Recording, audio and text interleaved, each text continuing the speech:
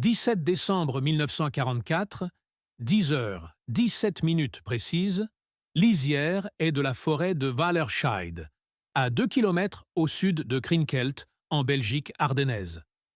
La neige s'abat en lames obliques et voraces, fouettant les visages noircis de suie et de peur des hommes du 3e peloton, compagnie B, 2e bataillon, 395e régiment d'infanterie, de la 29e division Checkerboard de l'armée américaine, blottis dans leurs trous de renard gelés, où la boue détrempée par la fonte nocturne suinte à travers les bandes molletières, imprégnant les guêtres de froid mordant qui remontent jusqu'aux genoux comme des aiguilles empoisonnées.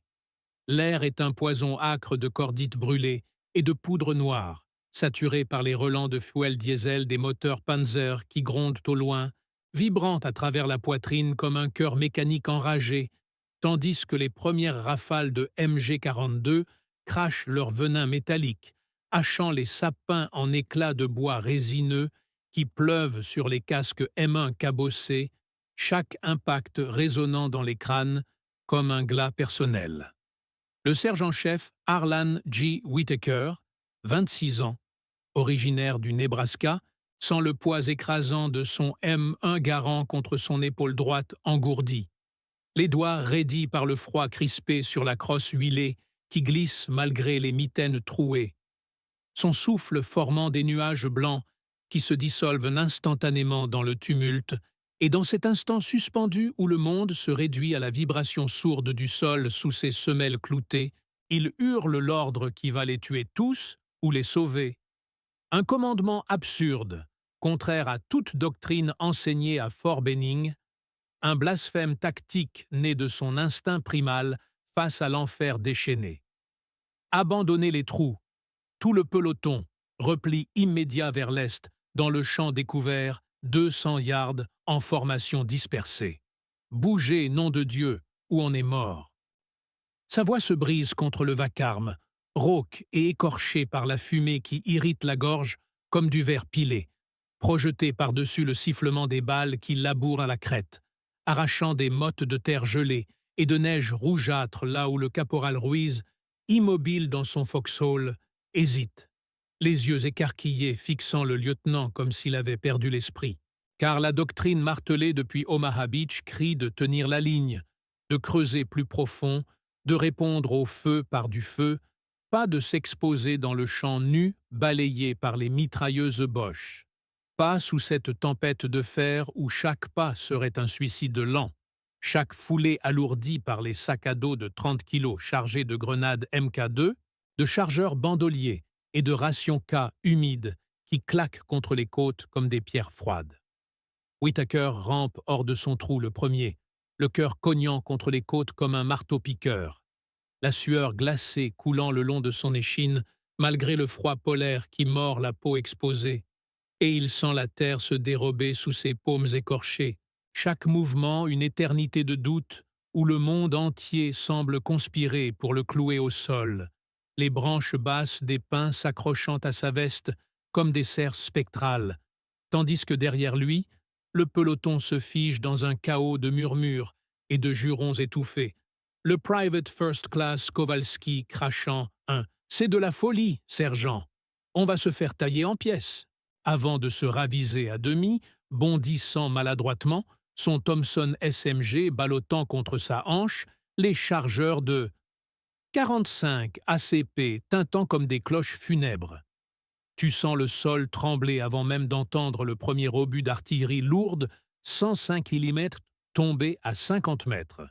Une onde de choc qui te soulève les entrailles, te plaque le visage dans la neige souillée de feuilles pourries et de sang frais d'un gamin du Missouri, déjà fauché net, ses boyaux fumants se répandant en vapeur chaude sur ta joue, et dans cette seconde qui s'étire comme un cauchemar filandreux, Whitaker pivote, attrapant le bras du caporal Ruiz qui reste figé, les lèvres tremblantes murmurant « Non, sergent, on tient ici, les renforts arrivent, mais l'ordre est irrévocable. » Un fil d'acier tendu dans la tempête, et Whitaker le tire violemment, sentant les muscles du jeune portoricain se contracter en résistance instinctive. le poids de son corps 40 kilos de terreur pure, tandis que les premiers Panthers Königstiger émergent du brouillard ouest, leurs chenilles d'acier broyant les souches millénaires dans un grondement qui fait vibrer les os des dents, les Cub Rebecca 88 crachant des flammes orangées qui illuminent les flocons en tourbillons infernaux, projetant des éclats de shrapnel qui sifflent comme des frelons enragés, décapitant un sapin à 10 pas et envoyant une pluie d'aiguilles résineuses qui piquent la nuque comme des braises. Les hommes qui obéissent, une poignée de 7, Whitaker en tête, puis Kowalski, le Private Ellis avec son bar Browning lourd comme un âne mort sur l'épaule, et 3 autres ombres anonymes au visage blême, rampent, courent à genoux, chaque foulée un combat contre la gravité impitoyable de l'Ardenne gelée, les bottes s'enfonçant dans la croûte neigeuse qui cède en un bouillonnement de limon noir, le froid remontant par les chevilles comme du mercure liquide, et l'air s'emplit du hurlement strident des balles de 7, 92 mm qui frôlent les casques, traçant des sillons brûlants dans l'atmosphère saturée de poudre et d'ozone, tandis que derrière, les hésitants perdent le prix, leurs cris avalés par les explosions, le foxhole de Ruiz disparaissant dans un geyser de terre et de membres disloqués quand une salve de Nebelwerfer, Screaming Mimis s'abat, les roquettes hurlantes semant la mort chimique d'un feu grégeois qui dévore la chair en cloques noires. Le repli vers l'est est une odyssée de souffrance physique. Chaque mètre conquis au prix d'une éternité de spasmes musculaires, les poumons brûlants comme forgés dans l'enfer du cordite inhalé à plein trait, Whitaker sentant son cœur galoper à 140 battements par minute, un tambour de panique qui noie presque le rugissement croissant des moteurs Maybach des Panthers. Leurs tourelles pivotant avec un grincement hydraulique sinistre, balayant le no man's land d'où émergent les grenadiers en felgros, leurs MP-40 crachotant des torrents de 9 millimètres qui soulèvent des gerbes de neige, là où, une seconde plus tôt, Ellis trébuchait, son bar glissant dans la boue, les 20 livres de métal réfrigéré refusant de lâcher prise.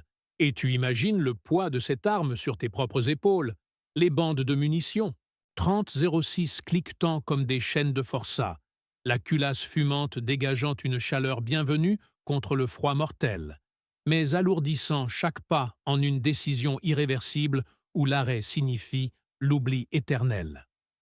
Les désobéissants, restés dans les trous, deviennent des ombres carbonisées.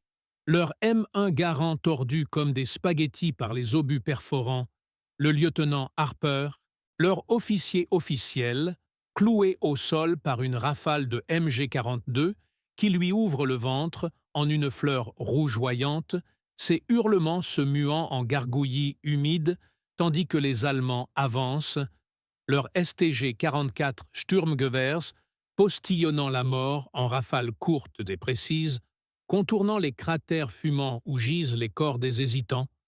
Ruiz le dernier à tomber, une baïonnette Mauser enfoncée dans la gorge, ses yeux vitreux fixant le ciel gris comme pour accuser le sergent fou qui avait osé défier la sainte doctrine du hold at all costs.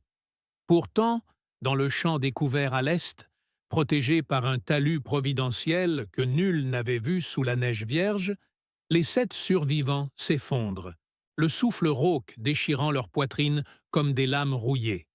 Whitaker rampant le dernier, son pantalon déchiré, laissant la peau nue exposée au vent arctique qui fouette les plaies superficielles en sillons de feu, et là, blottis dans cette dépression de 2 mètres de profondeur, ils entendent le rouleau compresseur allemand passer à 20 mètres, les chenilles des Panthers broyant la ligne des foxholes abandonnés, les voix gutturales des Fallschirmjäger criant « Vorwärts, los !»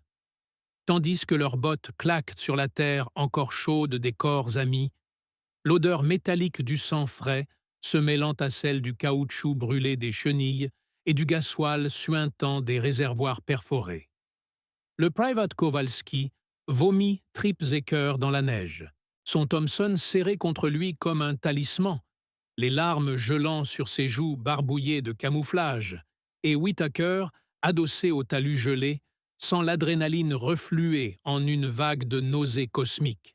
Le poids de l'absurde ordre pesant désormais comme une croix de plomb, car il sait, au fond de ses os rompus, que la doctrine aurait été leur tombeau, que cet acte de folie pure, quitter la sécurité illusoire des trous pour l'inconnu exposé, les a arrachés aux griffes de la 12e SS Panzer Hitlerjugend qui déferle, leur Halftracks SDKFZ. 251 pétaradant en file indienne, mitrailleuse MG-34 montée crachant sur les moignons de résistance.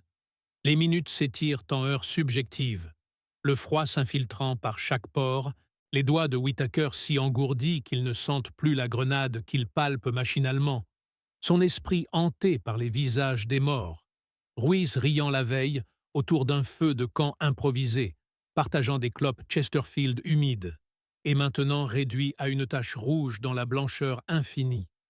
L'assaut allemand s'intensifie, un mur de feu et d'acier qui fait vibrer le talus comme un tambour de guerre. Les éclatements des grenades à main allemandes style en granate, pulvérisant la neige en geysers étincelants. Et Ellis, le barman, riposte enfin, son arme tout sautant une longue rafale de 30-06 qui fauche 2 silhouettes Boches à 30 mètres, le recul cognant son épaule comme un coup de masse, la culasse fumante charriant des douilles jaunes qui roulent dans la boue froide, tintant contre les casques comme des pièces de monnaie maudites, tandis que Whittaker ordonne en chuchotant d'économiser les munitions, sentant le moral vaciller sous le poids de l'isolement, 7 hommes contre un régiment entier, le doute rongeant les âmes comme un acide lent, Kowalski marmonnant des prières polonaises entre deux hoquets. Les yeux fous rivés sur le chaos, où des Sherman M4 du 2e blindé US, loin au sud, tentent vainement de percer, leurs canons de 65 mm tonnant en vain contre les flancs des Königstiger invulnérables. Chaque tir américain est un miracle sensoriel. Le sifflement de l'obus traversant l'air comme un doigt spectral, l'explosion lointaine projetant des flashs orangés qui illuminent les flocons en un balai macabre. Mais ici, dans le talus, c'est l'intimité de la survie qui prime, le goût du sang sur la langue fendue, la brûlure des cordites inhalées qui toussent du goudron dans les poumons, et Whittaker réalise, dans un éclair de lucidité glacée, que son ordre absurde n'était pas folie, mais vision, née de l'observation fugitive d'un ravin caché sous la neige. Un détail que la doctrine rigide avait occulté, car les manuels de Fort Benning ne parlent pas des murmures de l'instinct quand la mort rôde en meute. Les heures passent en un lent supplice. Le soleil pâle perçant sporadiquement les nuages bas pour jeter une lumière spectrale sur le champ de carnage, où les corbeaux commencent déjà à picorer les yeux des cadavres, leur croassement strident perçant le bourdonnement persistant des oreilles sonnées par les concussions, et les survivants, immobiles comme des statues de glace, sentent l'épuisement s'abattre comme un manteau de plomb, les muscles tétanisés refusant tout mouvement, les blagues nerveuses de la veille remplacées par un silence hanté de regrets et de questions muettes. Pourquoi eux? Pourquoi pas les autres?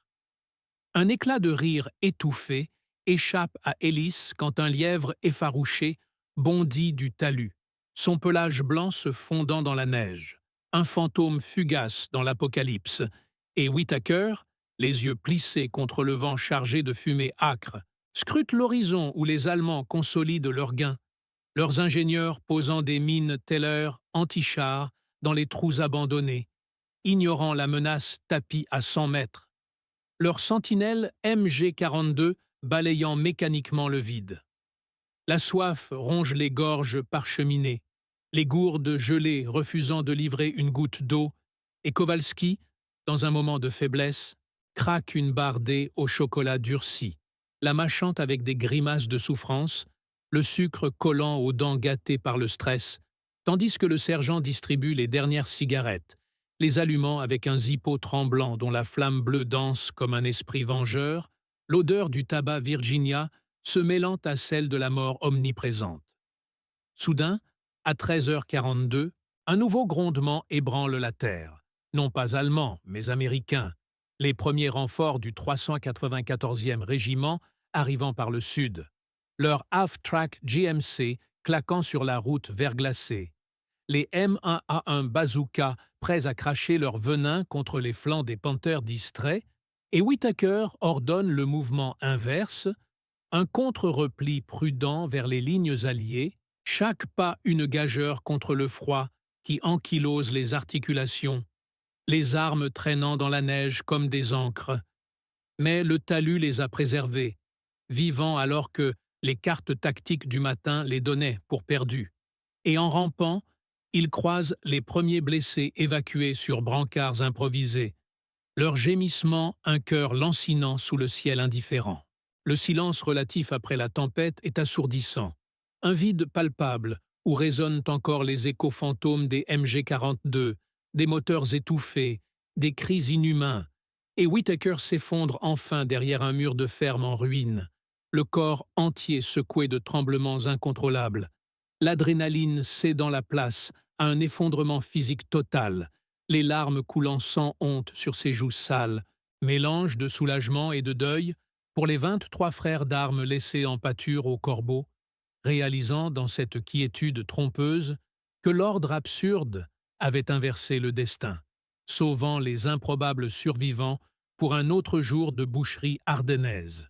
Mais le repos est illusoire, car à 14h15, les contre-attaques reprennent, les Allemands lançant une seconde vague avec des Stug 3 OSF.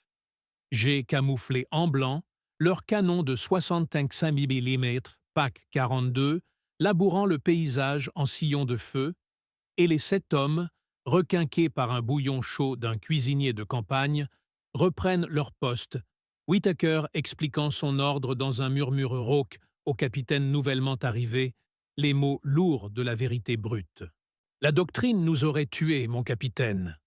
Le terrain mentait sous la neige, un talus caché, et j'ai senti que bouger était vivre. » Le capitaine hoche la tête, les yeux durs, et ordonne de tenir, mais désormais avec la flexibilité de l'expérience acquise dans le sang, tandis que les fusées éclairantes, Very Pistol, montent dans le ciel crépusculaire, illuminant les silhouettes ennemies en ombre chinoise difforme, et Hélice arrose à nouveau de son bar, les balles traçantes, zébrant la nuit naissante comme des comètes vengéréseuses. La nuit tombe en un manteau d'encre glacée, pimentée par les fusées éclairantes et les lueurs des incendies lointains, les Sherman consumés dégageant une puanteur de caoutchouc et de chair grillée qui flotte jusqu'au talus reconquis, et les hommes veillent en shift, les paupières lourdes de fatigue cosmique, les rêves hantés par les fantômes des hésitants, Ruiz tendant une main implorante depuis l'abîme. Au cœur de cette nuit interminable, vers 2h37 du matin du 18 décembre, un assaut isolé d'une patrouille SS teste les défenses, leur FG-42 automatique crachant dans l'obscurité, et Whittaker, réveillé en sursaut par le sifflement d'une grenade Mills, roule sur le côté, sentant l'explosion lui carboniser les poils des avant-bras, la chaleur infernale contrastant avec le froid nocturne qui gèle la sueur sur la peau, et riposte d'une salve précise de son M1. Le ping caractéristique de l'Ambolt, suivi du claquement sec de l'impact dans la chair ennemie. Un cri guttural s'éteignant dans la neige. L'aube se lève enfin, pâle et sanglante, révélant le paysage apocalyptique. Carcasses de Panthers éventrées par les bazookas alliés, corps figés en posture grotesque, membres tordus comme des racines, et les survivants, barbus de glace, partagent les quérations pillées sur les morts Boches, le goût fade du spam se mêlant à celui du triomphe amer.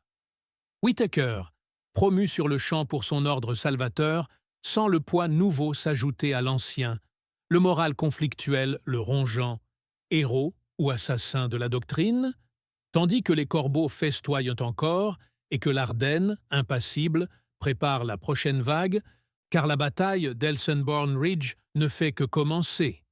Un brasier lent où chaque vie sauvée est un miracle volé à l'absurde. Les jours suivants s'étirent en un calvaire sensoriel, le froid atteignant -20 degrés, gelant les chargeurs dans les armes, obligeant les hommes à uriner dessus pour les dégeler, la vapeur chaude se condensant instantanément en givre, et Whittaker mène des patrouilles nocturnes, rampant à travers les barbelés rouillés et les champs minés, chaque craquement de branche un présage de mort, l'odeur omniprésente de la décomposition naissante imprégnant les narines comme un suaire. Le 20 décembre, lors d'une accalmie trompeuse, il retrouve un éclat de photo de Ruiz dans la neige, un sourire figé d'un autre monde, et le glisse dans sa poche, un talisman contre l'oubli, tandis que les premiers P-47 Thunderbolt rugissent au-dessus. L'heure, 50 cales mitraillant les routes de ravitaillement allemands. Les bombes, 500 livres soulevant des pili geysers de terre qui retombent en pluie fine sur les positions tenues. L'épuisement moral s'installe, les nuits hantées par des cauchemars où les morts reviennent accuser, leur voix spectrale murmurant « Pourquoi pas nous ?» Et Whittaker confie à Kowalski, autour d'un feu caché, « C'était pas un ordre, c'était une prière, un pari contre Dieu et Patton. » Les deux hommes riant jaune sous les étoiles indifférentes, le tabac rare brûlant les poumons comme un baume précaire. Enfin, le 23 décembre, alors que la contre-offensive allemande s'essouffle sous le pilonnage incessant des 155 50 mm Long Toms, Whittaker et ses 6 compagnons sont relevés, marchant vers l'arrière dans une colonne de fantômes, les pieds en sang dans des chaussettes pourries, le poids des armes allégé, mais celui des pertes écrasant les épaules, et dans le silence relatif du camp de repos, sous des tentes kaki gonflées par le vent, ils s'effondrent en un sommeil de plomb, hantés par l'écho éternel de cet ordre absurde qui, contre toute raison, avait semé la vie dans le sillon de la mort. La neige continue de tomber, effaçant les traces, mais les cicatrices persistent, gravées dans la chair et l'âme. Un témoignage muet que parfois, la survie naît de la désobéissance au sacré, sous le ciel impitoyable de l'Ardenne hivernale. Au réveil, le 24 décembre, sous un soleil pâle qui perce les nuages comme une lame émoussée, Whittaker émerge de son sommeil de pierre, la bouche pâteuse de rêves inachevés, le fragment de photo de Ruiz collé contre sa poitrine par la sueur froide. Le camp grouille d'une vie précaire. Cuisinier versant du café noir dans des cars cabossés, mécanicien réparant un half-track dont le moteur tousse comme un poitrinaire, et les rires forcés des hommes échangeant des clopes contre des promesses de survie. Kowalski, les yeux cernés de violet, lui tend une gamelle de gruau fade, saupoudrée de sucre en poudre volée, marmonnant « Joyeux Noël, sergent! Si on crève pas avant minuit, on fête avec les Fritz. » Whittaker hoche la tête, mâche mécaniquement, le goût de cendre sur la langue, tandis qu'un chapelain au visage émacié improvise une messe sous une tente effondrée, l'hostie pâle distribuée comme un pardon hypothétique. Les Ave Maria se mêlant aux grondements lointaines des 105 mm qui pilonnent les poches allemandes résiduelles. L'après-midi apporte un sursis trompeur. Un convoi de Red Cross décharge des colis cadeaux, bonbons, herchets fondant dans le froid, barésilles pour les putes de Paris promises et des lettres aux enveloppes tachées de boue transatlantique. Whittaker déchire la sienne d'une main tremblante, les mots de sa femme. « Les garçons grandissent. Pense à nous sous les guirlandes. » Se brouillant dans un voile salé, Ruiz entend les marges comme un fantôme bienveillant. Mais la trêve est brève. Au crépuscule, les ordres crépitent sur la radio du CP. Relève annulée. Bosch contre-attaque à Elsenborn. Section Whittaker, renforts immédiats sur la ligne Oufalise. Les 6 survivants se redressent, engouffrent leur pactage, les M1 graouant à l'épaule comme des croix personnelles, et repartent dans la nuit blanche, la neige fraîche craquant sous les brodequins, le talisman de Ruiz cognant contre le cœur de Whittaker comme un métronome funèbre. Les jours suivants se fondent en un kaléidoscope de boucherie hivernale. Embuscades dans les bois saupoudrés de givre où les MG-42 aboient leur venin. Patrouilles où les éclaireurs allemands surgissent des souches comme des spectres. Et une nuit du 26 où un barrage d'artillerie déchiquette la platoon adjacent, projetant des membres dans les arbres nus, tels des ornements macabres. Whittaker, plaqué au sol, hurle des ordres noyés dans le fracas. « Couvrez le flanc gauche! Kowalski! Grenade !» Sa voix rauque, arrachée à la gorge par le froid, tandis qu'une balle ricoche sur son casque, creusant une entaille qui saigne lentement. Ils tiennent, pied à pied, les Thunderbolts revenant à la charge, leurs mitrailleuses fauchant les half-tracks ennemis dans des gerbes d'étincelles, et au lever du soleil, la contre-attaque allemande se brise sur leur position, laissant des carcasses fumantes et des gémissements en langue gutturale. Le nouvel an 1945 les trouve toujours là, ivres d'un rhum médicinal volé, toquant des gamelles contre les arbres pour saluer l'année qui portera, peut-être, la fin. Whittaker, assis sur un tronc moussu, le regard perdu dans la brume, confie à Kowalski « Cet ordre fou nous a sauvés, mais à quel prix ?» Ruiz rit encore dans ma tête. L'autre hausse les épaules, crache un glavio sanglant. « Prix de la vie, sergent. Patton dira que c'était du génie. Nous, on sait que c'était du bluff divin. » La neige tombe plus drue, effaçant les sillons de sang, mais les ombres des disparus s'allongent, rappel éternel que dans l'Ardenne impitoyable, la désobéissance forge les légendes, et les survivants portent le deuil comme un insigne invisible, marchant vers Bastogne libérée, vers le Rhin, vers un foyer qui n'existe plus que dans les talismans froissés. Athéo 3. Vers le Rhin sangrant. Les colonnes s'ébranlent dans l'aube laiteuse du 3 janvier.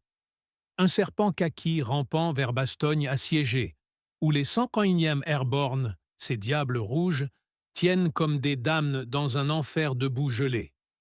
Whittaker marche en tête, le M1 garant en bandoulière, le talisman de Ruiz, une médaille bénie, cornée comme un billet de loterie perdante, battant contre sa poitrine scarifiée. Kowalski suit, traînant la mitrailleuse légère comme un boulet, son crachat gelé sur les lèvres. « Bastogne ou le Valhalla, sergent ?» Whittaker ricane, amer. « Les deux, mon salaud, les deux. » La route est un charnier. Épaves de Sherman éventrées, leurs chenilles tordues comme des serpents morts, et des Luftwaffe abattus, carcasses noircies saupoudrées de givre, où les corbeaux picorent les yeux des aviateurs. Une patrouille de SS surgit des haies, visage masqué de camouflage blanc, hurlements de MP40 crachant la mort. « À terre !» bugle Whittaker, roulant dans un fossé où l'eau glacée mord les os. Les balles sifflent, fauchent un genou de Philly, Tommy, dont le casque voltige comme une toupie rougie. Kowalski arrose, la Thompson tonnant, et Whittaker lance une grenade qui explose en gerbe écarlate, dispersant les fantômes en gris de plomb. Bastogne les accueille le 5, un chaos de barricades et de saints patrons. La cathédrale éventrée, des parachutistes hâves tendant des rations K tièdes, McAuliffe crachant son « nuts », légendaire encore dans la brume. Whittaker serre des mains calleuses, échange des clopes humides. On a tenu le flanc nord, général. Ordre fou de Dieu. L'autre hoche la tête, œil torve. Du génie, sergent. Du génie. Mais dans la nuit, sous les tentes kaki claquant au vent, Whittaker veille, le talisman serré, Ruiz murmurant dans le silence « Avance, Hermano. Le Rhin nous attend. » Les semaines se muent en moulins de mort, poussés vers le cœur de l'Ardenne, où les panzers grondent comme des bêtes blessées, le 7e blindé ripostant dans des duels d'acier hurlant. Une embuscade au pont de Oufalise. Whittaker au sniper vise l'officier Panzerfaust, un coup au cœur qui le cloue sur son half-track fumant. Kowalski hurle de rire. « Fou! Un pour Ruiz !» Mais le prix monte. Un obus 88 emporte la moitié du squad, projetant des torses dans les champs enneigés. Et Whittaker, sonné, rampe vers un survivant. Ramirez, un gamin mexicain comme Ruiz, lui bandant le ventre ouvert d'un chiffon souillé. « Tiens bon, carnal, pas comme l'autre. » Février amène le dégel, une gadoue puante où les brodequins s'enfoncent comme dans du goudron. Le Rhin se profile. Siegfried Line craquelé sous les bombes des B-17 qui pleuvent leurs tripes d'acier sur les bunkers. Whittaker, promu lieutenant sur le champ de corps, mène l'assaut final sur un nid de mitrailleuses, grenades, baïonnettes, hurlements primo. Il franchit le mur, aime un fumant, face à un gamin allemand aux yeux fous qui lâche son FG-42 et pleure. Mouti. Whittaker hésite. Talisman brûlant, puis tire, une seconde trop tard pour son âme. Mai 1945, les drapeaux claquent sur le Reichstag en ruine. Whittaker, ombre amaigrie, remonte le Mississippi sur un Liberty Ship brinque-ballant, Kowalski à ses côtés, une prothèse neuve à la jambe. Le talisman repose dans une boîte à tabac, avec les lettres froissées de Philly Tommy et du petit Ramirez. « Légende, hein ?» ricane Kowalski, crachant dans l'Atlantique. Whittaker fixe l'horizon, où l'Ardenne s'efface comme un cauchemar. Légende de survivants, oui, mais Ruiz rit encore. Et Patton ? Il dira que c'était du génie. Nous, on sait que c'était la folie des hommes. Le foyer n'est plus qu'un mirage, mais il marche, un signe invisible au cœur, vers une paix qui saigne encore des ombres de la neige. Fin.